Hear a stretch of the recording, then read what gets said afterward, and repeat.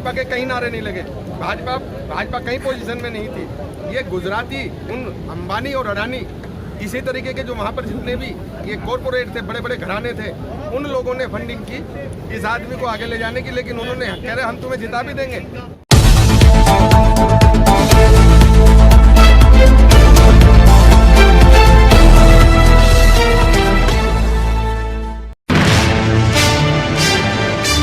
Nation of India में आपका हार्दिक स्वागत है। आज हम गाजीपुर के अंदर जहां बहुत बड़े पैमाने पर यूपी गेट को किसानों ने घेर रखा है, और किसानों ने ही नहीं और आज तो ये भी काम हो गया जो कानून के रखवाले हैं, जिससे संविधान की बात करते हैं, संविधान के रखवाले हैं, आज उन्होंने भी आके पूरा मेरठ मंडल ने किसानों का समर्थन किया है। हमारे साथ में सरदाई साहब, आप धर्म सिंह सत्याल एडवोकेट फ्रॉम मेरठ। हाँ सर, आज आपको समर्थन देने आए हैं और लिखित में भी समर्थन दिया है, और मीडिया और सरकार ये कहती है कि ये किसान है तो आतंकवादी है, इनको बिठा रखा है। तो आज आपने समर्थन दिया तो आपको ये किसान लग रहे हैं, क्या नजर आ रहे हैं? ये किसान हैं और ये यहाँ के इस हिंदुस्तान के देश भारत के पालनहार हैं और अन्नदाता हैं।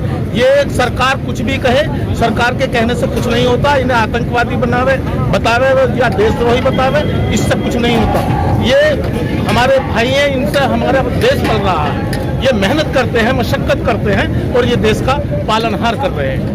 सर, ये जो कानून आया है, इस कानून को आप कैसे देखते हैं? किसानों के विरोध में है या सरकार के फायदे में? देखो, ऐसा है, हमारे ऑल इंडिया लॉयर्स यूनियन के अध्यक्ष महोदय हमारे यहाँ मौजूद हैं, साथ में हैं, और जो जब्बार खान साहब हैं, और हम कम से कम 50 लोग अधिवक्ता गण यहाँ पर आए हैं, इसलिए कि मतलब किसानों का जो सरकार ने जो ये बिल पास किए हैं, किसान विरोधी बिल पास किए हैं, और जो किसानों ने यहाँ आंदोलन कर रखा है, जगह जगह के किसानों ने, चाहे वो यूपी के हों, हरियाणा के हों, पंजाब के हों, मध्य प्रदेश के हों, उनको हम समर्थन देने के लिए आए।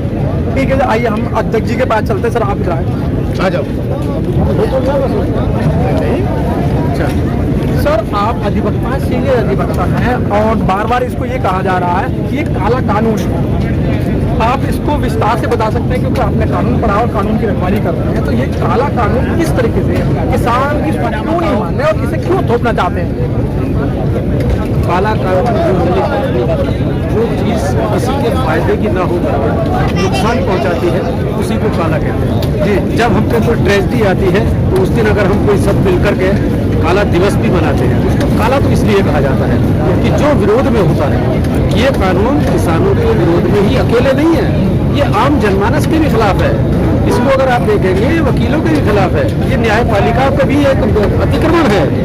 जो काम जिसका है, क्योंकि लोकतंत्र में 3 मुख्य पिलर्स होते हैं, न्यायपालिका, कार्यपालिका और विधायिका।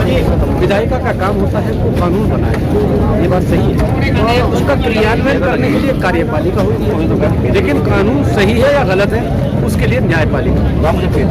अब ये न्यायपालिका से प्रकार है, जैसे कॉन्ट्रैक्ट फार्मिंग का मामला है, उसमें किसी कंपनी का सौदा तैयार होगा, एग्रीमेंट होगा किसान के साथ में। अब उसमें मुख्तलिफ धाराएं हैं, लंबी बात हो जाएगी, लेकिन अगर कोई लिटिगेशन पैदा होता है, 2 आदमियों के बीच में अगर कोई एग्रीमेंट होता है तो कोई ब्रीच होता है। जब ब्रीच होता है तो उसमें कोई लिटिगेशन भी बनता है। अब लिटिगेशन कहाँ जाएगा? वो लिटिगेशन जाएगा वो SDM। SDM कौन होता है? गवर्नमेंट का नुमाइंदा होता है, जिले का मालिक नहीं होता, DM होता है, लेकिन नुमाइंदा होता है वो भी गवर्नमेंट का। उसकी अपील जाएगी DM तक, वो भी गवर्नमेंट का नुमाइंदा, तो वो गवर्नमेंट का पक्ष रखेंगे, या जो गवर्नमेंट की कॉर्पोरेट उनके हैं, किसान का पक्ष रखने वाला या तो वकील होता है या न्यायपालिका सुनती है, जो मुंसिफ होता है, न्याय करता है। तो वकीलों से भी हटा दिया, वहाँ वकील की भी जरूरत नहीं है, और न्यायपालिका का जो काम था उसे भी छीन करके आपने कार्यपालिका को दे दिया। इस तरह से ये न्यायपालिका पर भी अतिक्रमण है, तो काला कानून है। सर, क्या लगता है कि जो अभी जो कानून लेके आए हैं, ये निजीकरण का भी बहुत बड़ा इसमें जब अगर लागू होता है तो निजीकरण भी इसमें हावी होगा। पत्रकार बंधु, आपको इस बात का मालूम होगा कि जब कोई चुनाव होता है तो उसमें बेतहाशा पैसा बहाया जाता है। वो पैसा कहाँ से आता है? किसान नहीं देता, मजदूर नहीं देता, गरीब आदमी नहीं देता, कॉर्पोरेट्स पैसा देते हैं। उन कॉर्पोरेट्स को देंगे जब उनकी भरपाई नहीं होगी। ये सारे कानून बनाए जा रहे हैं कॉर्पोरेट्स की भरपाई करने के लिए, उनको नाजायज फायदा पहुंचाने के लिए, और ये किसान को तो जितना नुकसान पहुंचाया जा सकता है उतना पहुंचाएंगे। अब ये होर्डिंग्स का कानून जो था, इसेंशियल कमोडिटीज एक्ट, जिसमें ये धाराएं थी कि आप भंडारण नहीं कर सकते हैं, भंडारण पे पनिश होगा, लेकिन इन्हें भंडारण की छूट दे दी गई। अब जब भंडारण की छूट दे दी गई, किसान को आज फसल आती है तो उसे आज अपने बच्चों की किसी की शादी करनी है, किसी की फीस देनी है, किसी की बीमारी के लिए देखना है, तो वृद्धावस्था को देखना है, बहुत सारे उसे तो अपनी फसल तुरंत बेचनी होती है, और जब बेच करके अपनी फसल को एक बवाल आता है कि जब आखिरी मंथ होता है तो अनाज को खुद ही खरीदने की जरूरत पड़ती है। बाकी सब देखा ये गया है कि जो लोग मांग रहे हैं उनको दिया नहीं जा रहा, और जो मांग नहीं है उनको वो इसीलिए तो ये हो रहा है सारा काम। ये कॉर्पोरेट्स को फायदा पहुंचाने के लिए ये कानून बनाए जाते हैं। आज आप भारतवर्ष की स्थिति को देखें कि जो जितने भी थे, आपको बात आपका टीवी चैनल पे मैंने कभी नहीं देखा कि बेरोजगारी पे कोई डिस्कशन हो रहा हो, मैंने नहीं देखा कि युवाओं को, छात्राओं को रोजगार पर कोई बात हो रही हो, मैंने तो ये नहीं देखा कि अत्याचार जितने भी उत्पीड़न हो रहे हैं दलितों पे हो चाहे माइनॉरिटीज पे हो, उसमें तो कभी डिस्कशन नहीं होता। एक रिया चक्रवर्ती को लेकर के पूरे शांत केस को लेकर के 3.5 महीने आपका चैनल दिखाता रहता है चारों तरफ। ये क्यों, किसानों की बात क्यों नहीं होती, मजदूर की बात क्यों नहीं होती? बहुत अच्छी बात। हम चलते हैं वकील साहब के बाद।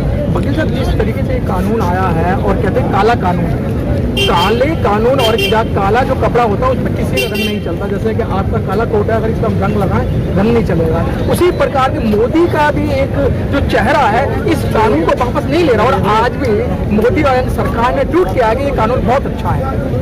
देखिए, ऐसा है कि जो अभी हमारे अध्यक्ष जी ने भी बताया है कि कॉरपोरेट्स और पैसे वाले पूंजीपतियों के लिए ये कानून लाए हैं, क्योंकि वो लोग, और जो पहले ही रिपीट कर चुके हैं हमारे अध्यक्ष साहब भी, कि वो लोग इतनी फंडिंग करते हैं इनके इलेक्शन को जिताने में, ये सब कुछ करने में, अब उनको, क्योंकि ये गिवन और टेक की टाइप एक्सचेंज है, वो पहले पैसा लगाते हैं, आदमी किसी भी बिजनेस में पैसा लगाता है, वो पूंजीपति पैसा लगाते हैं इन लोगों को चुनाव जिताने के लिए। ये वहाँ से गुजरात से इसको निकाल के लाए, ये वहीं से शुरुआत है। इस आदमी ने वहाँ पूरी ट्रेनिंग ली, इस आदमी ने वहाँ इस तरीके से पूंजीपतियों को वो किया। आज इसने अडवाणी तक को भी, इस व्यक्ति ने अडवाणी जो इनका गुरु है उसे भी बर्फ में लगा के बैठा दिया। क्यों?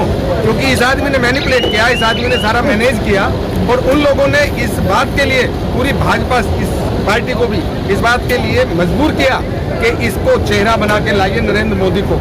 यदि आप याद करो 2014 के चुनाव में भाजपा का नाम नहीं था, सिर्फ अब की बार मोदी सरकार, अब की बार मोदी सरकार, इसके हर हर मोदी घर घर मोदी।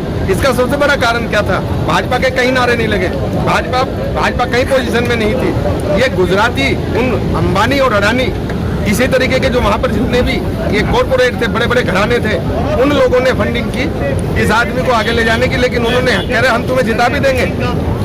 अंबानी ने 22 चैनल खरीदे, 22 चैनल खरीद कर रात दिन एक ही बात चलाई, हर हर मोदी घर घर मोदी। लेकिन पटना में रोकूंगा आपको, अभी 8 तारीख को एक नया पार्लियामेंट का भूमि पूजन हुआ है जो पहले से ही है, और वो जो पार्लियामेंट जो बनाया जा रहा है, कहते हैं कि भारत की सबसे महंगी बिल्डिंग बनाई जा रही है। क्या इस समय में ये भूमि पूजन करना बहुत जरूरी था, या किसानों की बात सुनना जरूरी था, जो हाई तौबा हो रही पूरे देश के अंदर हाई तौबा मच रही है? इसको तो आप खुद ही देख लीजिए। देखिए, इसका ये है कि हमारे जो पार्लियामेंट है, जो बना हुआ है हमारा पार्लियामेंट, वो इतनी बेहतरीन बिल्डिंग बनी हुई है कि उससे ज़्यादा खूबसूरत बिल्डिंग नहीं है। उसके बावजूद भी ये अगर इस तरीके का निर्माण कर रहे हैं, जिसके भी जो भी ये बना रहे हैं, ये उन्हीं कारपोरेट्स का आने वाले टाइम में, पहले जो ये यहाँ से लोकतंत्र खत्म करने वाली बात है, संविधान में सब तरीके के सब जो हक हकूक है वो खत्म करने की बात है। जो हमारे फंडामेंटल राइट्स हैं, सेक्शन आर्टिकल 14 से लेके आर्टिकल 21 तक अगर हम जाते हैं तो वो सारों पे सारे पे अतिक्रमण है हर व्यक्ति का। सेक्शन 19 का ये अतिक्रमण कर रहे हैं, आर्टिकल 19 का। आर्टिकल 19 के जो आपने अभी पूछा था कि इन पे वाटर कैनन किया गया, वो किया गया। हर आदमी को हर संविधान के अंदर ये हमारे प्रोविजन दिया गया है, ये इस तरीके का प्रावधान है कि हर व्यक्ति को अपनी बात कहने का, अपना विरोध करने का हक है। और उसी हक के तहत हमारे किसान भाई आज उस पानी के बौछारों में भी और लाठी डंडे खा के भी, और 13-14 किसानों की मृत्यु भी हो गई है। ये जिस तरीके का आज ये हनन हो रहा है, मानवाधिकार का भी हनन हो रहा है, और संविधान के भी आर्टिकल जो हमारे फंडामेंटल राइट्स हैं, जो हमारे मूलभूत अधिकार हैं, जो हमारे भारतीय संविधान में जिनका प्रोविजन है, जिनका प्रावधान दिया गया है, उनका भी अतिक्रमण। बहुत बहुत धन्यवाद वकील साहब। चलते चलते जिस तरीके से इन पर पानी बौछार हो रही है, इनको दिल्ली नहीं जाने दिया जा रहा है और कह रहे हैं कि इनकी हिम्मत क्या दिल्ली जाने की। तो सर अगर इनके साथ में इस तरीके की कोई कार्रवाई होती है तो आपकी यूनियन, आपका संगठन इन किसानों के लिए कहाँ से खड़ा है?